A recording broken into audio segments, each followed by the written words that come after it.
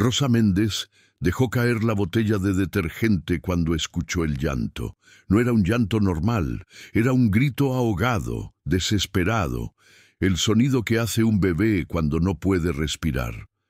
Corrió hacia la habitación del segundo piso de la mansión de los Castellanos y encontró al pequeño Mateo de 8 meses, con los labios morados, convulsionando en su cuna de diseñador italiano que costaba más que 6 meses de su salario. No pensó, solo actuó. Sus manos, ásperas de tanto limpiar pisos de mármol, voltearon al bebé boca abajo sobre su antebrazo, 5 golpes secos en la espalda.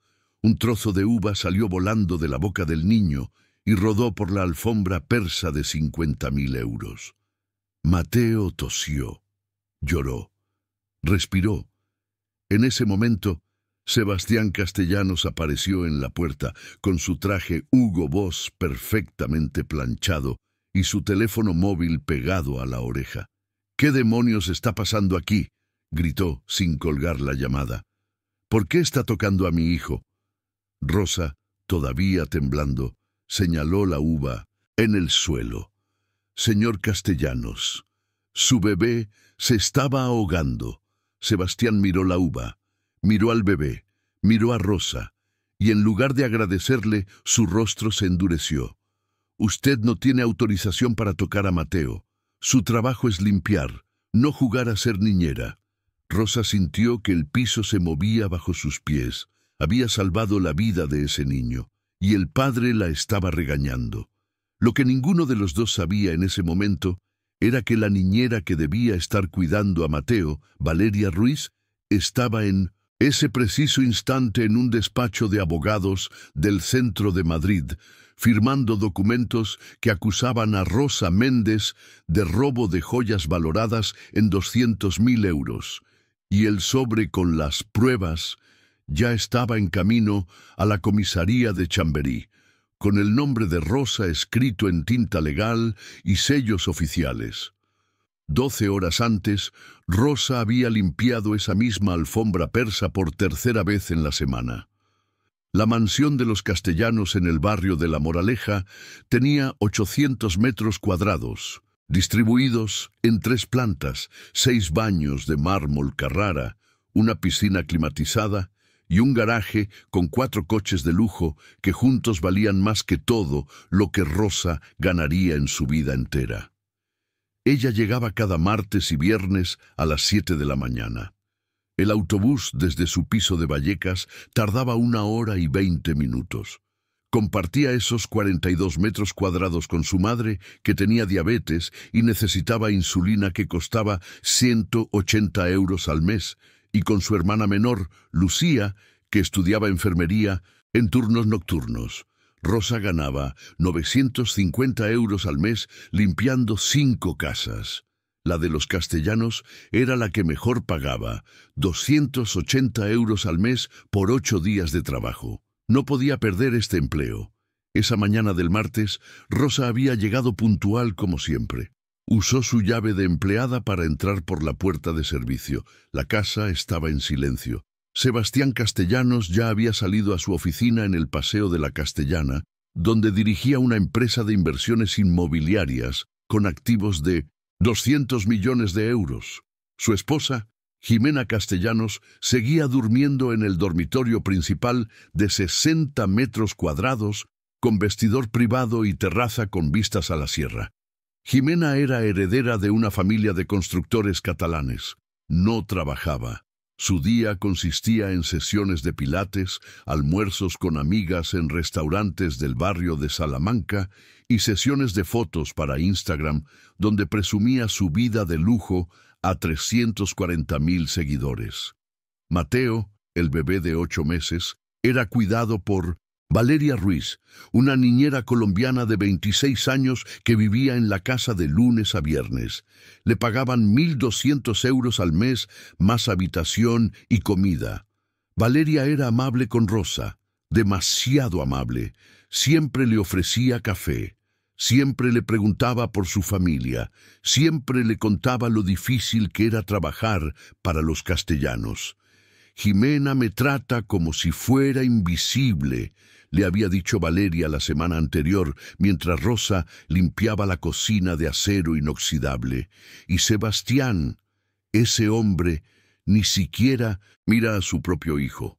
¿Sabes cuántas veces lo ha cargado desde que nació? Tres veces en 8 meses. Rosa había asentido sin decir mucho. Ella había aprendido que en las casas de ricos era mejor no opinar. Su trabajo era limpiar, no juzgar. Pero mientras limpiaba, Rosa observaba. Y lo que veía no le gustaba. Mateo era un bebé hermoso, con ojos verdes como su padre, y rizos dorados como su madre. Pero algo no estaba bien. El niño lloraba todo el tiempo. No dormía bien. Tenía erupciones en la piel que Jimena ignoraba sistemáticamente.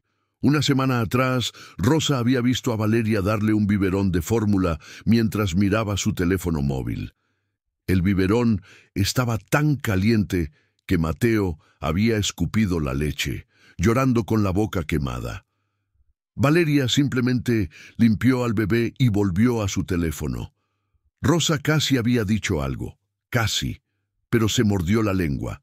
No era su lugar, no era su bebé, no era su problema, excepto que ahora sí lo era, porque ese martes por la mañana, mientras limpiaba el estudio de Sebastián en el 3er piso, Rosa había escuchado una conversación que no debía escuchar.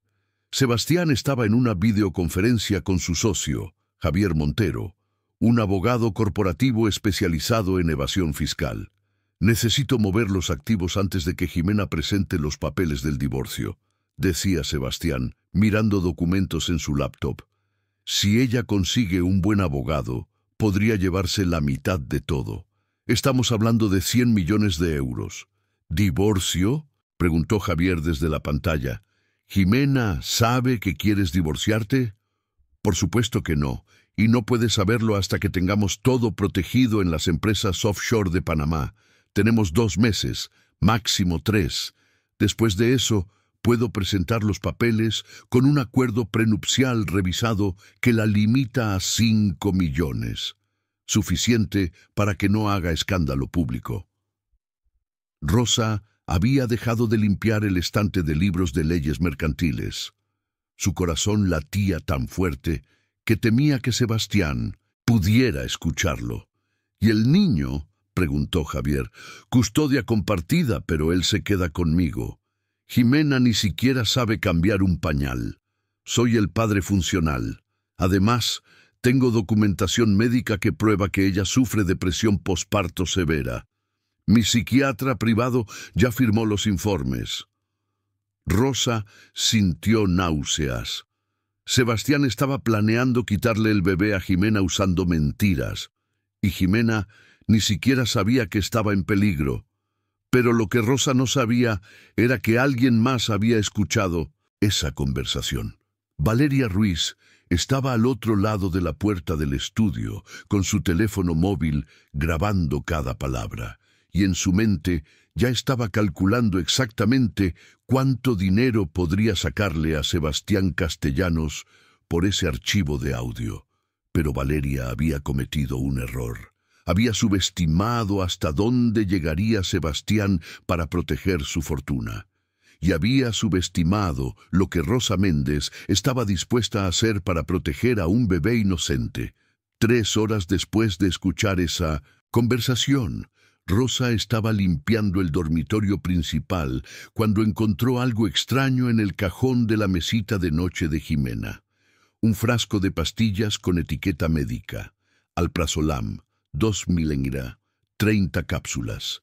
La receta estaba a nombre de Jimena Castellanos, firmada por el doctor Arturo Medina, psiquiatra. Rosa levantó el frasco y lo miró contra la luz. Estaba lleno. Las 30 cápsulas intactas. La fecha de la receta era de hacía 6 semanas. Si Jimena supuestamente sufría de depresión severa, ¿por qué no estaba tomando su medicación? Rosa sacó su teléfono móvil Nokia antiguo, el que había comprado de segunda mano por 40 euros, y tomó una foto del frasco. No sabía por qué. Solo intuía que esa información podría ser importante. Guardó el frasco exactamente donde lo había encontrado y siguió limpiando. Una hora más tarde, mientras trapeaba el pasillo del segundo piso, escuchó voces en la habitación de Mateo. Jimena y Valeria estaban discutiendo. «No me importa lo que diga. Sebastián, no vas a darle esas vitaminas a mi hijo», decía Jimena con voz temblorosa. «Señora Castellanos, su esposo fue muy claro.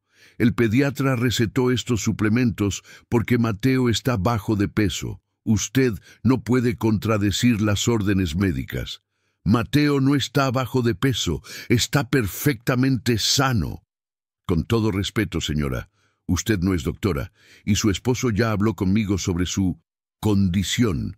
Sé que a veces la depresión posparto hace que las madres tengan pensamientos irracionales sobre la salud de sus bebés». Rosa escuchó un sollozo ahogado. Jimena estaba llorando. «No estoy loca, no estoy loca, no estoy loca».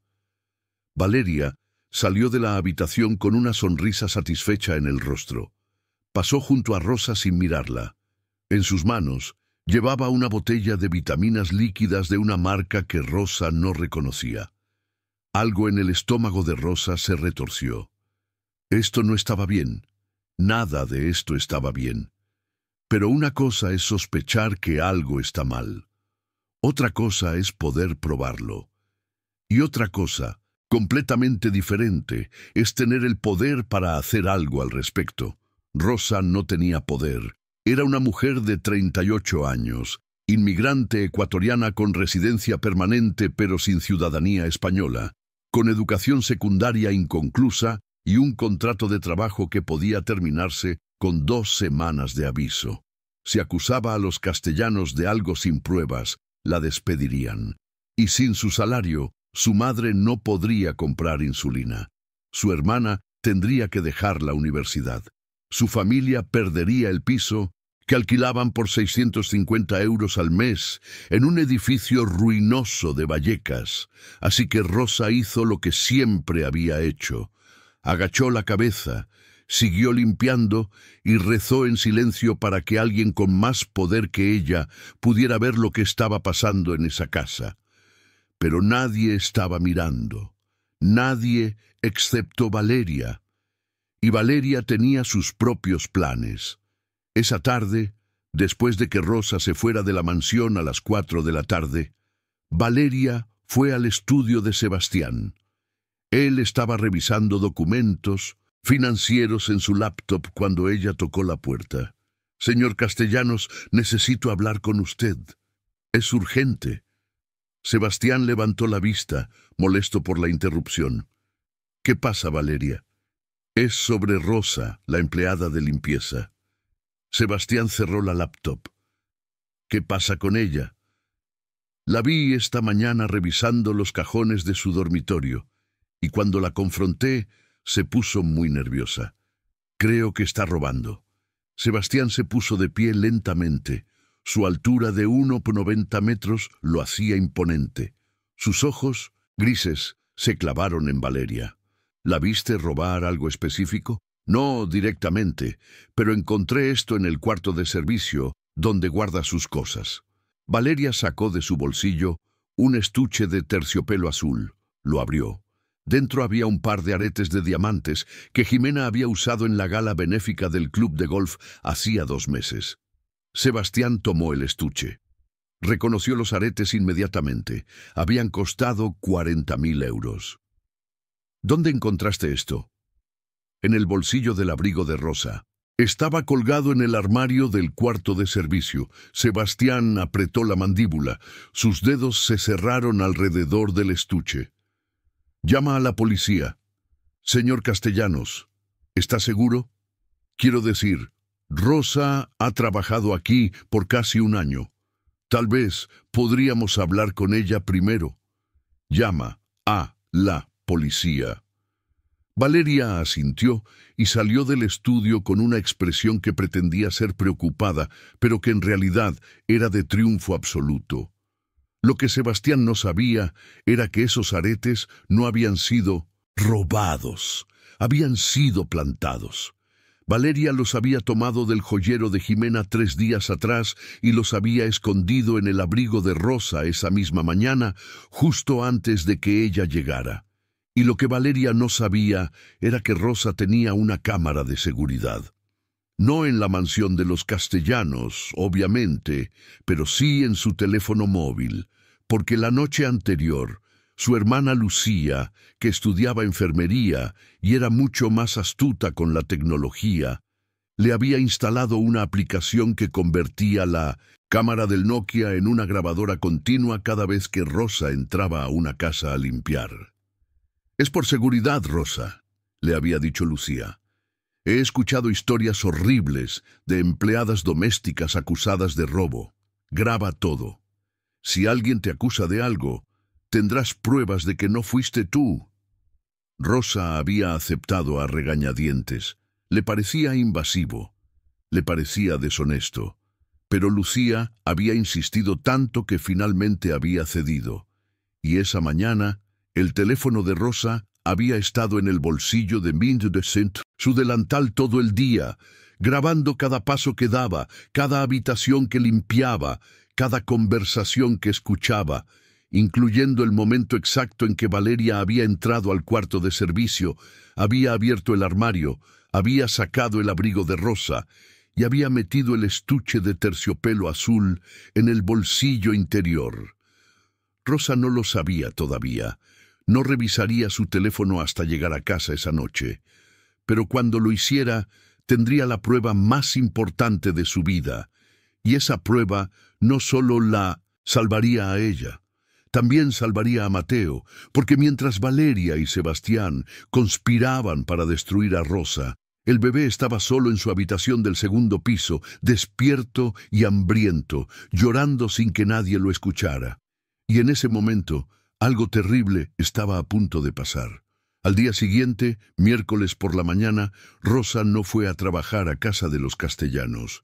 No porque no quisiera, sino porque 2 agentes de la Policía Nacional habían llamado a su puerta a las 6 de la mañana. «¿Rosa Méndez Torres? Sí, soy yo. Tiene que venir con nosotros a la comisaría de Chamberí. Hay una denuncia por robo». Rosa sintió que el mundo se detenía. Su madre, que estaba preparando café en la pequeña cocina, dejó caer la taza. Lucía salió corriendo de su habitación en pijama. «¿Robo? ¿De qué están hablando? Mi hermana no roba nada». «Señorita, por favor, no complique las cosas. Su hermana no está detenida. Solo necesitamos que venga a declarar». Rosa miró a su madre. Vio el miedo en sus ojos. Vio las manos temblorosas de Lucía y supo que si no cooperaba esto solo empeoraría. «Voy a ir, pero déjeme llamar a mi jefa de la agencia de limpieza primero. Necesito avisar que no voy a poder trabajar hoy». Los agentes asintieron. Rosa tomó su teléfono móvil y marcó el número de Marta Sánchez, la dueña de la agencia que la había contratado. «Marta, soy Rosa. Tengo un problema. La policía está aquí. Dicen que hay una denuncia de robo en casa de los Castellanos». Hubo un silencio largo al otro lado de la línea. «Rosa, ¿qué has hecho?» «Nada. Lo juro por Dios que no he robado nada. Los Castellanos son clientes importantes. Si tú robaste algo, toda mi agencia pierde credibilidad. No puedo defenderte si eres culpable». «No soy culpable». «Entonces ve a la comisaría y aclara esto. Pero Rosa, si encuentran algo, si hay pruebas, estás despedida inmediatamente. No puedo arriesgar mi negocio». La llamada se cortó. Rosa sintió lágrimas quemándole los ojos, pero no lloró. No delante de los policías, no delante de su madre, no delante de Lucía. Se vistió rápido, tomó su bolso y salió con los agentes. En la comisaría de Chamberí la hicieron esperar en una sala fría con paredes grises y olor a desinfectante barato. 2 horas después, un inspector la llamó a una oficina pequeña. «Señora Méndez, soy el inspector Vargas. Siéntese, por favor». Rosa se sentó. Sus manos temblaban. «¿Sabe por qué está aquí?» Los agentes dijeron que hay una denuncia de robo, pero yo no he robado nada. Trabajo en casa de los Castellanos limpiando. Hago mi trabajo y me voy. Nunca toco nada que no deba tocar. El inspector abrió una carpeta y sacó varias fotos. Las puso sobre la mesa. ¿Reconoce esto? Era el estuche de terciopelo azul y los aretes de diamantes. Sí, son de la señora Castellanos. Los he visto en su joyero varias veces. Fueron encontrados en su abrigo, en el cuarto de servicio de la casa donde trabaja. Rosa sintió que el piso se abría bajo sus pies. Eso es imposible. Yo nunca toqué esos aretes. Alguien los puso ahí. Alguien me está incriminando. ¿Quién querría incriminarla? No lo sé. Pero tiene que ser alguien que trabaja en esa casa. Tal vez la niñera, Valeria. Ella fue la que encontró los aretes, ¿verdad? El inspector consultó sus notas. Sí, Valeria Ruiz reportó el hallazgo al señor Castellanos. Él llamó a la policía inmediatamente. Porque ella los puso ahí. Yo no robé nada. Pueden revisar mi casa. Pueden revisar mi vida. No tengo nada que no pueda explicar. El inspector la miró durante un largo momento. Señora Méndez, los aretes valen 40.000 euros. Si la acusan formalmente y la encuentran culpable, podría ir a prisión entre 2 y 5 años. ¿Entiende la gravedad de su situación? Rosa sintió que no podía respirar. 2 a 5 años, en prisión, lejos de su madre, lejos de Lucía, lejos de todo. Pero yo no hice nada malo, susurró. Entonces va a necesitar un muy buen abogado. ¿Tiene recursos para contratar uno? Rosa negó con la cabeza. Ganaba 950 euros al mes. No tenía ahorros. No tenía nada.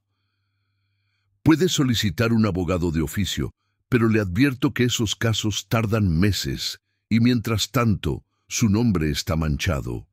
¿Cree que alguien va a contratarla para limpiar casas cuando hay una investigación de robo abierta contra usted? Rosa cerró los ojos. Esto era el fin. Su vida se estaba derrumbando y no había nada que pudiera hacer para detenerlo, excepto que sí había algo. Había una grabación en su teléfono móvil, y si esa grabación mostraba lo que Lucía había instalado para mostrar, tal vez, solo tal vez, podría salvarse.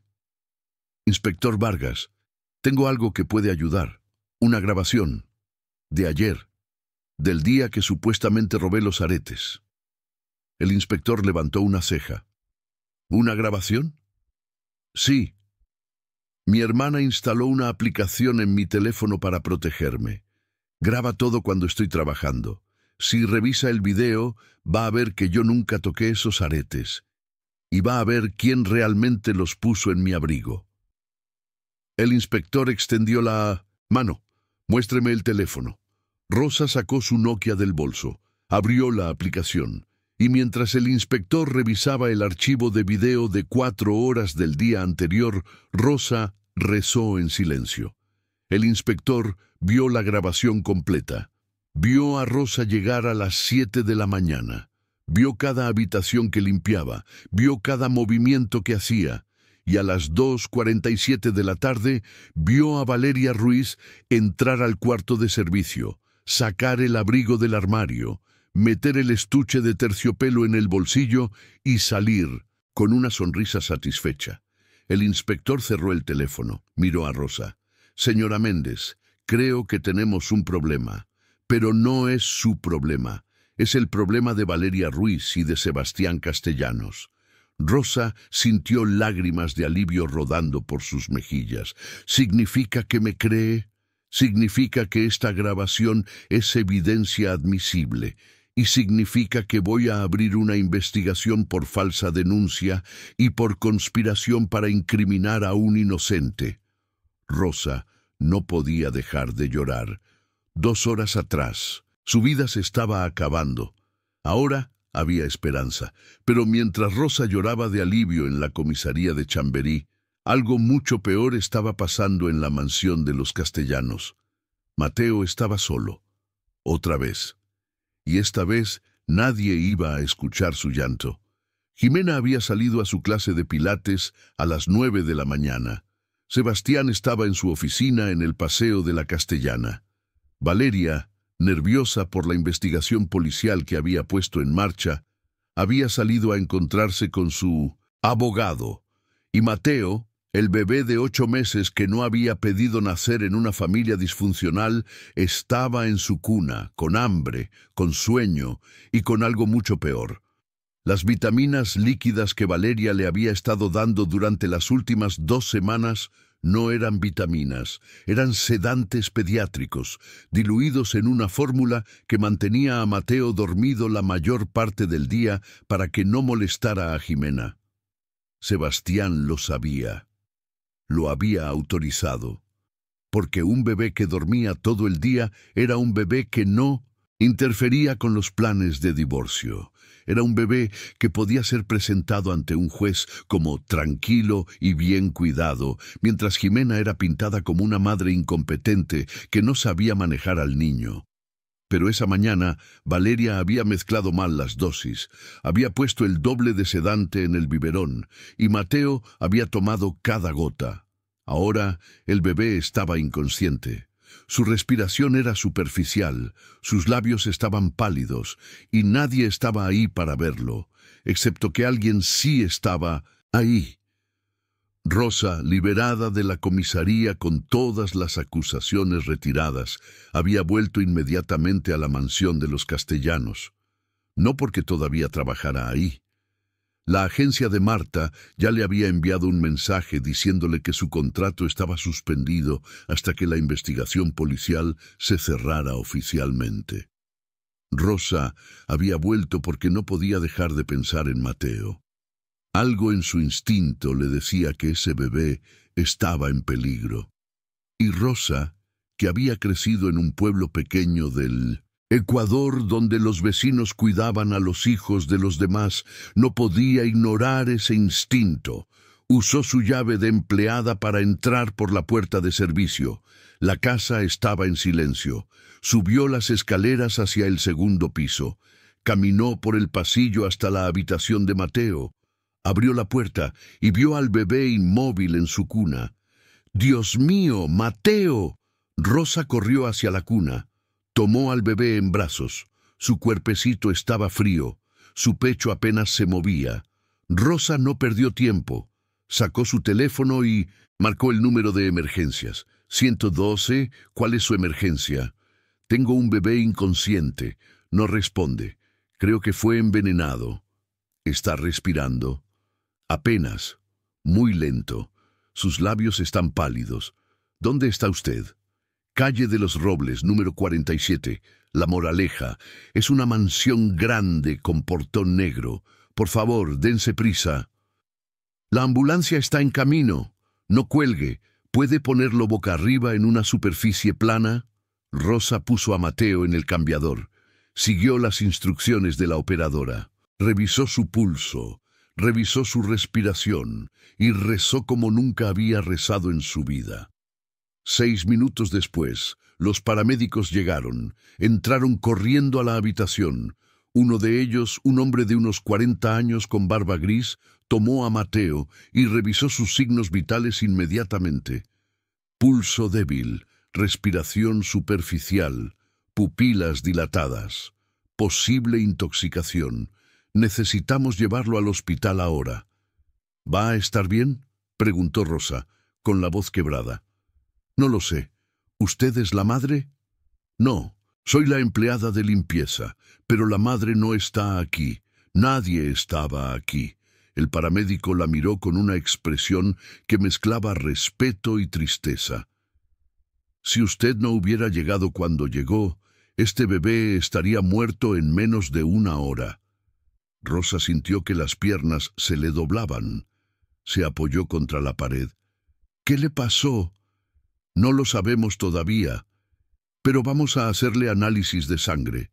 Si alguien le dio algo que no debía, vamos a encontrarlo.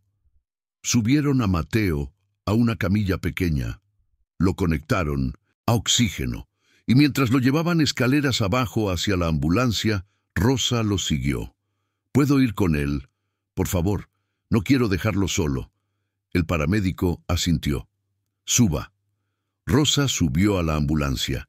Se sentó junto a la camilla donde Mateo yacía inmóvil, con una mascarilla de oxígeno cubriendo su carita perfecta, y mientras la ambulancia aceleraba por las calles de Madrid, con las sirenas aullando, Rosa tomó la mano diminuta del bebé y le susurró: «Vas a estar bien, te lo prometo.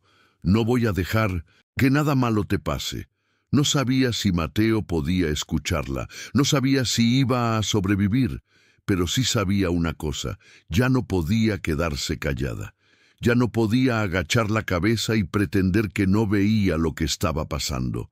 Este bebé necesitaba a alguien que lo protegiera. Y si sus propios padres no iban a hacerlo, Rosa lo haría, aunque eso significara perder su trabajo. Aunque eso significara enfrentarse a gente con más dinero, más poder, más conexiones. Aunque eso significara arriesgar todo lo que tenía. Algunos secretos no pueden seguir siendo secretos. Algunas injusticias no pueden seguir siendo ignoradas. Y algunos bebés no pueden seguir siendo abandonados por los adultos que se suponía debían amarlos. Y Rosa Méndez, la empleada de limpieza de Vallecas, que ganaba 950 euros al mes, estaba a punto de convertirse en la peor pesadilla de una familia millonaria que creía que el dinero podía comprar silencio. Porque el dinero puede comprar muchas cosas, pero no puede comprar la conciencia de una mujer que ya no tiene nada que perder. En el Hospital Universitario La Paz, los doctores trabajaron durante 3 horas para estabilizar a Mateo. Le hicieron lavado gástrico, le pusieron líquidos intravenosos, le tomaron muestras de sangre que enviaron al laboratorio de toxicología. Rosa esperó en la sala de urgencias, con su ropa de limpieza todavía puesta, sus manos todavía oliendo a detergente, su corazón todavía latiendo demasiado rápido. A las 2 de la tarde, llegó Jimena Castellanos. Entró corriendo al hospital con su ropa de pilates Lululemon de 300 euros, su bolso Hermès de 15.000 euros y una expresión de pánico absoluto en su rostro perfectamente maquillado. ¿Dónde está mi hijo? ¿Dónde está Mateo? Una enfermera la llevó a la sala de espera donde estaba Rosa. Señora Castellanos, su bebé está estable. Los doctores lo están revisando ahora. Jimena vio a Rosa. ¿Qué haces tú aquí? Yo fui quien lo encontró. Yo llamé a la ambulancia. Jimena se acercó a Rosa. Sus ojos, hinchados de llorar, la miraban con una mezcla de confusión y rabia. ¿Encontraste a Mateo? ¿Dónde? ¿Qué pasó? Estaba en su habitación, solo, inconsciente. Nadie estaba cuidándolo. Eso es imposible. Valeria estaba con él. Valeria siempre está con él. Valeria no estaba. La casa estaba vacía. Jimena se dejó caer en una silla de plástico. Se cubrió el rostro con las manos. Esto es mi culpa. Yo debería haber estado ahí. Pero Sebastián siempre dice que soy una mala madre, que no sé cuidar a mi propio hijo, que estoy loca. Y yo empecé a creerle. Rosa se sentó junto a ella. Señora Castellanos, usted no está loca y no es una mala madre. Su esposo la está manipulando. Jimena levantó la vista. Sus ojos estaban rojos. ¿Qué? Escuché una conversación. Hace 2 días. Su esposo está planeando divorciarse de usted y quedarse con Mateo. Ha estado creando evidencia falsa de que usted sufre depresión severa para usarla en la corte. Jimena negó con la cabeza. No, Sebastián no haría eso. Él me ama. ¿Le ha pedido que tome medicación para la depresión? Sí, alprazolam, pero yo no la tomo. No estoy deprimida, estoy cansada, estoy abrumada, pero no estoy loca. Lo sé, por eso no ha tomado las pastillas, porque su instinto le dice que algo no está bien. Jimena miró a Rosa como si la viera por primera vez, no como la empleada de limpieza invisible que pasaba 2 veces por semana. sino como un ser humano real que estaba diciendo verdades que ella había estado tratando de ignorar durante meses. Si lo que dices es cierto, si Sebastián realmente está haciendo esto, entonces yo he estado dejando que ese hombre destruya mi vida, y peor, he estado dejando que ponga en peligro a mi hijo. Su hijo está vivo porque yo llegué a tiempo.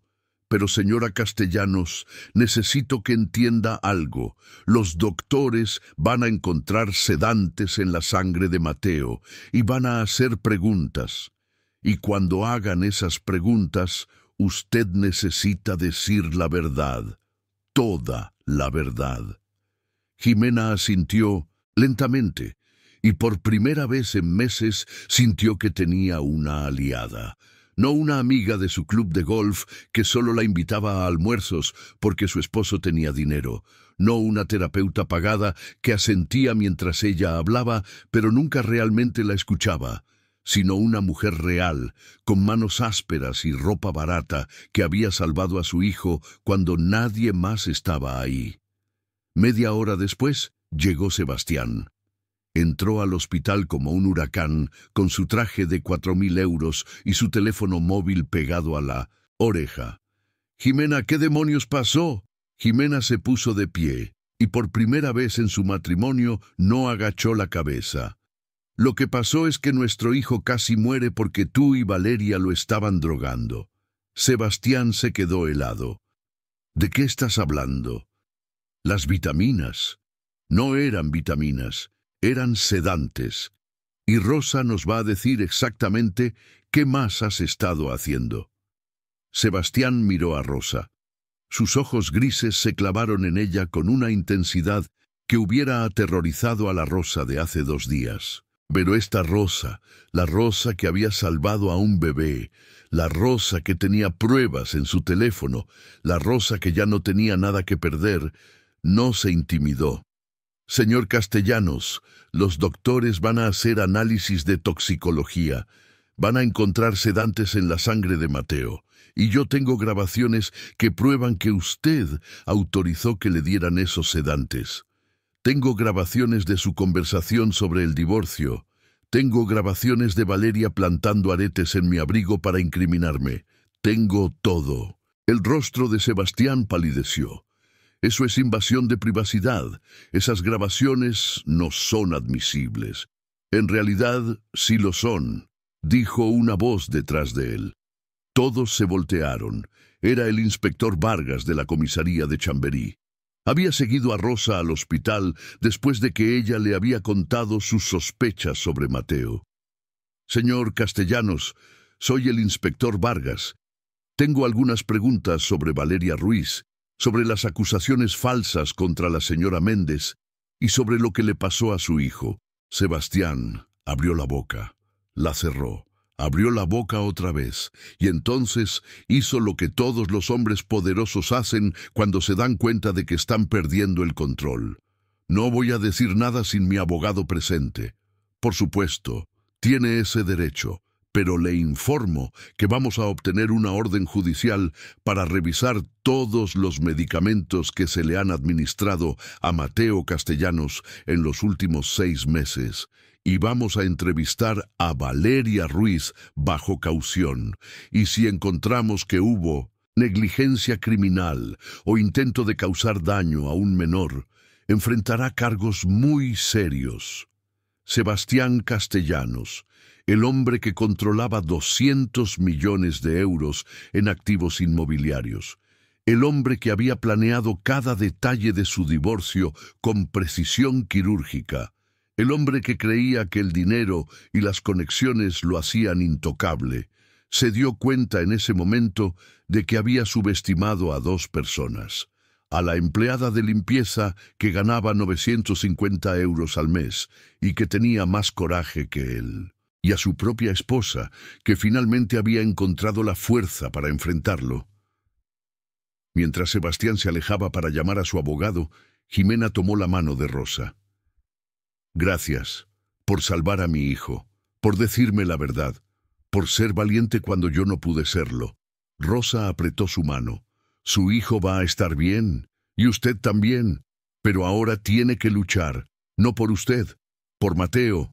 Jimena asintió, y en sus ojos Rosa vio algo que no había visto antes: determinación, fuerza, la decisión de una madre que finalmente había despertado. 2 horas después, un doctor salió de la sala de urgencias.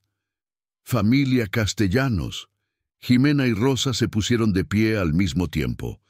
Sebastián estaba hablando con su abogado en el otro extremo de la sala, pero también se acercó. «¿Cómo está Mateo?» «Está estable, va a recuperarse completamente, pero quiero ser muy claro con ustedes. Su hijo fue envenenado. Los análisis de sangre muestran niveles peligrosos de benzodiazepinas, específicamente midazolam, un sedante pediátrico que solo debería administrarse en hospitales bajo supervisión médica.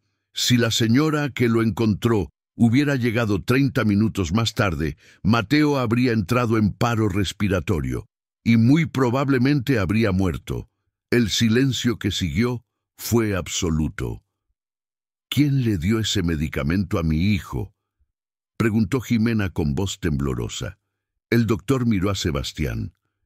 «Esa es una pregunta para las autoridades, pero les informo que estamos obligados legalmente a reportar esto a servicios sociales y a la policía. Hay evidencia de abuso infantil y negligencia criminal». Sebastián cerró los ojos. Su abogado, un hombre de 60 años con traje gris y expresión impasible, le puso una mano en el hombro. «No digas nada, absolutamente nada». Pero el daño ya estaba hecho, y todos lo sabían. Las siguientes semanas fueron un torbellino. Valeria Ruiz fue arrestada en su apartamento del barrio de Carabanchel. Los análisis de las botellas de vitaminas que había estado administrando a Mateo confirmaron que contenían midazolam, mezclado con jarabe infantil. Cuando fue interrogada, Valeria se derrumbó inmediatamente. «Sebastián me lo pidió. Me dijo que era para que el bebé durmiera mejor. Me dijo que era seguro. Me dijo que iba a pagarme un bono de 10.000 euros si mantenía a Mateo tranquilo hasta que el divorcio estuviera finalizado. Yo no sabía que era peligroso. Yo solo seguí órdenes». Su confesión fue grabada, y fue suficiente para que la Fiscalía abriera una investigación criminal contra Sebastián Castellanos por poner en peligro la vida de su propio hijo. El abogado de Sebastián negoció durante días, ofreció compensaciones económicas, ofreció retirar todas las demandas contra Jimena, ofreció firmar la custodia completa de Mateo a su madre, pero la Fiscalía no aceptó. «Esto no es sobre dinero», dijo el fiscal. «Esto es sobre un hombre que estuvo dispuesto a drogar a su hijo para ganar un caso de divorcio. Y eso no se negocia». Al final, Sebastián fue acusado formalmente de poner en peligro la vida de un menor, conspiración para cometer fraude procesal y conspiración para incriminar a una inocente, Rosa. Enfrentaba entre 3 y 8 años de prisión si era encontrado culpable. Jimena se divorció de él inmediatamente. Con la ayuda de un buen abogado que trabajó pro bono después de escuchar la historia completa, obtuvo la custodia total de Mateo, la mansión de La Moraleja, y un acuerdo financiero que le aseguraba 30 millones de euros. No los 100 que hubiera podido obtener, pero suficiente para que ella y su hijo vivieran cómodamente por el resto de sus vidas. Y Rosa Méndez, la empleada de limpieza que había arriesgado todo, recibió algo que el dinero no podía comprar: reconocimiento, justicia y algo más. 6 meses después del incidente, Rosa estaba de pie en la sala de estar de la mansión de La Moraleja. Pero esta vez no estaba ahí para limpiar.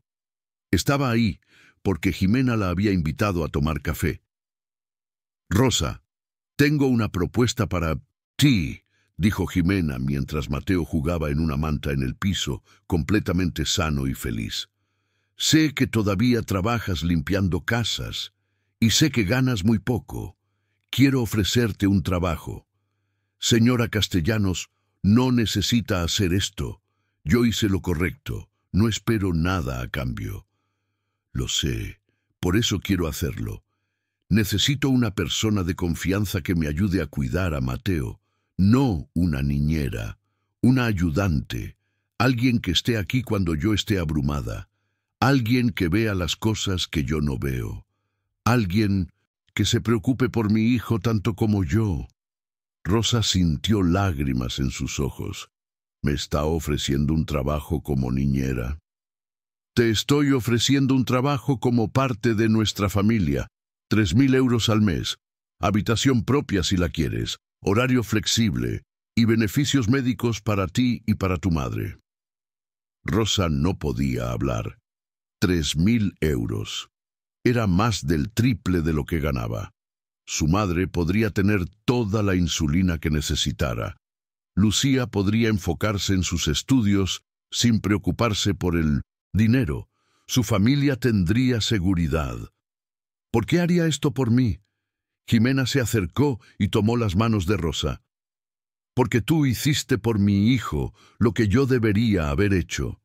Me mostraste que ser fuerte no significa tener dinero. Significa tener coraje para hacer lo correcto cuando es difícil. Y quiero que Mateo crezca cerca de alguien como tú, para que aprenda eso. Rosa aceptó. Por supuesto que aceptó. Y 2 años después, Rosa Méndez ya no era solo la empleada. Era la persona en quien Jimena más confiaba. Era la persona que cuidaba a Mateo cuando Jimena tenía citas médicas. Era la persona que le enseñaba a Mateo a hablar español con acento ecuatoriano y a reírse de las cosas simples de la vida. Y Mateo, que ahora tenía 2 años y medio, no recordaba los días oscuros cuando nadie lo escuchaba llorar. Solo recordaba los brazos cálidos de Rosa, que siempre lo abrazaban cuando tenía miedo, y la voz suave que le cantaba canciones de cuna en la noche. Y cuando Mateo creciera, aprendería la historia completa. Aprendería que su vida había sido salvada por una mujer humilde que no tenía obligación de salvarlo, pero que lo hizo de todas formas. Y aprendería que el valor no viene de cuánto dinero tienes, sino de qué estás dispuesto a hacer por los que no pueden defenderse solos. En cuanto a Sebastián Castellanos, fue encontrado culpable de todos los cargos. Pasó 4 años en la cárcel. Perdió su empresa, perdió su reputación, perdió todo. Y cuando finalmente salió de prisión, intentó contactar a Jimena para ver a su hijo. Ella aceptó, una vez, para que Mateo pudiera conocer a su padre biológico. Fue una reunión breve. Mateo, que ahora tenía 6 años, miró a ese extraño con desconfianza. «Hola, Mateo. Soy tu papá», dijo Sebastián con voz quebrada. Mateo frunció el ceño. «No, Rosa es mi familia, mamá es mi familia. Tú solo eres un señor que hizo cosas malas». Jimena puso una mano en el hombro de Mateo. «Mateo, dale una oportunidad a tu padre», pero Mateo negó con la cabeza. Rosa dice que familia no es quien te da un apellido, es quien te da amor cuando lo necesitas, y tú nunca me diste amor, así que no eres mi familia.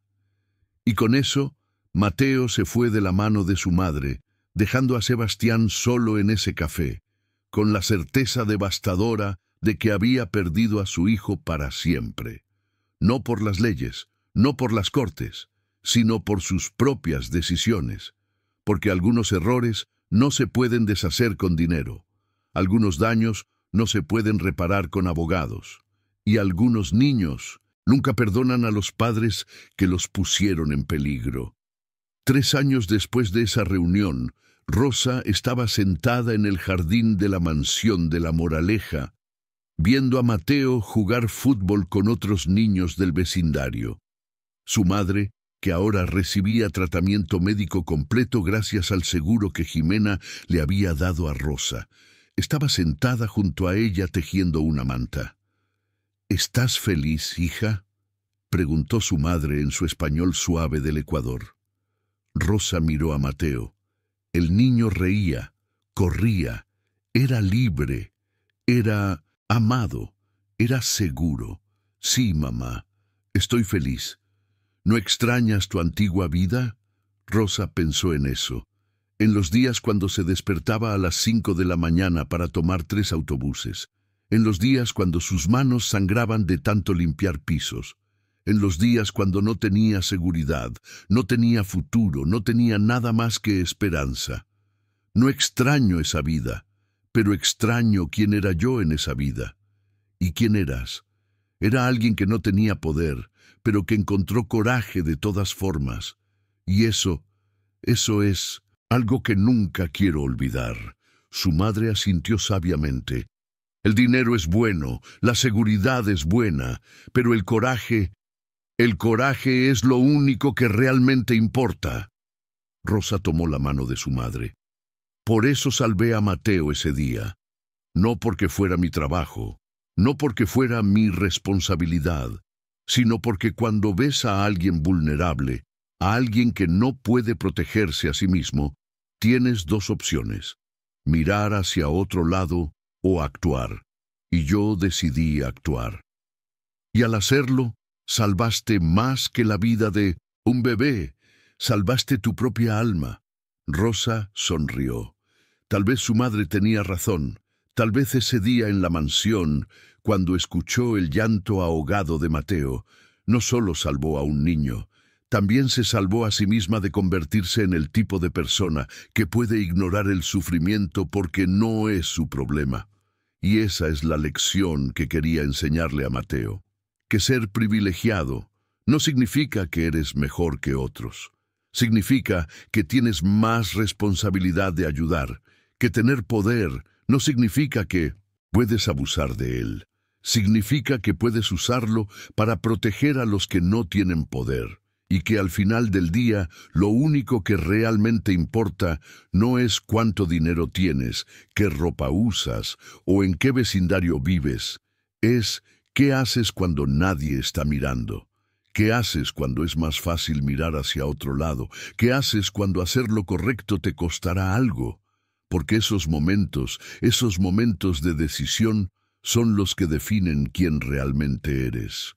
Y Rosa Méndez, la empleada de limpieza de Vallecas que se convirtió en la salvadora de un bebé millonario, había decidido ser alguien que elige el coraje por encima de la comodidad, la verdad por encima del silencio y el amor por encima del miedo. Mateo se acercó corriendo, sudado y feliz. «Rosa, mira, metí 3 goles». Rosa lo abrazó fuerte. «Estoy muy orgullosa de ti, mi amor. ¿Vendrás a verme jugar en el torneo la próxima semana? No me lo perdería por nada del mundo». Mateo sonrió y corrió de vuelta al campo. Y Rosa se quedó mirándolo, sabiendo que ese niño crecería siendo una buena persona. No porque su padre tuviera dinero, no porque su madre tuviera apellido, sino porque había aprendido desde pequeño que el valor real está en cuidar a los demás, en proteger a los vulnerables, en usar tu voz cuando otros no pueden usar la suya. Esa noche, después de que Mateo se durmió, Jimena y Rosa se sentaron en la terraza con una taza de té. «Rosa, hay algo que quiero decirte», dijo Jimena. «He estado pensando en abrir una fundación para ayudar a mujeres trabajadoras que enfrentan abusos en sus trabajos, mujeres como tú, mujeres que son incriminadas falsamente, mujeres que no tienen recursos para defenderse». Rosa sintió un nudo en la garganta. «Eso sería maravilloso. Y quiero que tú seas parte de esa fundación, no solo como empleada, sino como cofundadora. Tu historia necesita ser contada, tu coraje necesita inspirar a otras mujeres que están pasando por lo mismo». Rosa no sabía qué decir. Ella, que había crecido limpiando pisos, que había crecido sintiendo que era invisible, ahora estaba siendo invitada a ser líder, a ser ejemplo, a ser voz. «¿Estás segura? Yo no tengo educación universitaria, no tengo conexiones, no sé cómo dirigir una fundación». «No necesitas todo eso. Necesitas autenticidad, necesitas experiencia real y necesitas el coraje para decir la verdad cuando otros quieren que te calles. Y eso, Rosa, eso lo tienes en abundancia. Rosa asintió lentamente y en ese momento tomó otra decisión. La decisión de no quedarse pequeña, de no esconderse, de no limitarse a lo que otros pensaban que podía hacer. Iba a usar su voz, iba a contar su historia. Y si su historia podía ayudar, aunque fuera a una mujer a encontrar el coraje para enfrentarse a la injusticia, entonces valía la pena. 2 años después, la Fundación Voces Trabajadoras había ayudado a más de 200 mujeres a obtener representación legal gratuita en casos de acusaciones falsas, abuso laboral y explotación.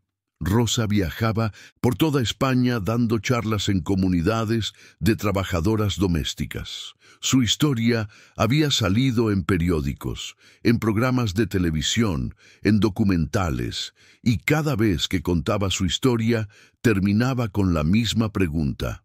¿Qué harías tú si vieras a alguien vulnerable, si vieras injusticia, si supieras que hablar te costaría algo, pero que quedarte callado costaría algo mucho peor? Porque esa es la pregunta que todos enfrentamos en algún momento de nuestras vidas. La pregunta que separa a los que solo hablan de hacer lo correcto de los que realmente lo hacen. Y la respuesta a esa pregunta define no solo quiénes somos, sino qué tipo de mundo estamos construyendo para las generaciones que vienen después. Y Rosa Méndez, la mujer que había salvado a un bebé cuando nadie más estaba mirando, había demostrado que una persona sin poder, sin dinero, sin conexiones, puede cambiar vidas, puede detener injusticias, puede ser héroe, no porque tenga superpoderes, sino porque tiene algo mucho más poderoso: la voluntad de actuar cuando otros se quedan paralizados, el coraje de hablar cuando otros se quedan callados, y el amor por los vulnerables que hace que el miedo se vuelva irrelevante. Y eso, al final, es lo que realmente significa ser fuerte. Mateo Castellanos creció, se convirtió en un joven de 16 años con valores sólidos y corazón compasivo. Nunca olvidó la lección que Rosa le había enseñado, que las personas valiosas no son las que tienen más, sino las que dan más. No las que hablan más alto, sino las que actúan con más amor. Un día ya adolescente, Mateo le preguntó a Rosa: ¿alguna vez tuviste miedo ese día, cuando me encontraste, cuando decidiste enfrentarte a mi padre? Rosa pensó en eso. Por supuesto que tuve miedo. Tenía miedo de perder mi trabajo, tenía miedo de que nadie me creyera, tenía miedo de que mi familia sufriera por mis decisiones, pero tenía más miedo de vivir sabiendo que no hice nada cuando podría haber hecho algo. ¿Cómo encontraste el coraje? No encontré el coraje, Mateo. El coraje no es algo que encuentras, es algo que eliges cada día, en cada decisión. Y ese día elegí actuar en lugar de esconderme, elegí tu vida en lugar de mi comodidad, y esa elección cambió todo. Mateo abrazó a Rosa. Gracias por elegirme, gracias por salvarme, gracias por enseñarme lo que realmente importa. Rosa sintió lágrimas de felicidad rodando por sus mejillas, porque en ese momento supo que todo había valido la pena: el miedo, el riesgo, la incertidumbre. Todo había valido la pena porque había salvado no solo la vida de un niño, sino el alma de un ser humano que ahora crecería sabiendo que el amor y el coraje son más poderosos que el dinero y el privilegio. Y esa, pensó Rosa, era la mejor herencia que podía dejarle a Mateo. No dinero, no propiedades, sino la comprensión profunda de que cada vida importa, cada persona merece dignidad, y cada uno de nosotros tiene el poder de cambiar el mundo, una decisión valiente a la vez. Años más tarde, cuando Rosa era anciana y Mateo era un hombre adulto con su propia familia, él nombró a su primera hija Rosa. Y cuando la pequeña Rosa preguntó por qué tenía ese nombre, Mateo le contó la historia completa. La historia de una mujer humilde que salvó a un bebé, la historia de coraje que cambió el curso de su vida, la historia que él querría que su hija llevara en su corazón para siempre. Y la pequeña Rosa, con solo 5 años, entendió algo que muchos adultos nunca aprenden: que los héroes no siempre usan capas, a veces usan delantales de limpieza, y que el acto más heroico que puedes hacer no es salvar al mundo entero, sino salvar a la persona que está frente a ti cuando nadie más está mirando. Porque al final, eso es lo único que importa, no cuánto tuviste, sino cuánto diste, no cuánto poder acumulaste, sino cuántas vidas tocaste. No qué tan alto subiste, sino a cuántos ayudaste a subir contigo. Y esa es la lección que Rosa Méndez dejó al mundo. Una lección escrita no en libros, sino en el corazón de un niño que aprendió que el amor verdadero no se mide en euros, sino en actos de coraje que cambian vidas para siempre. Fin.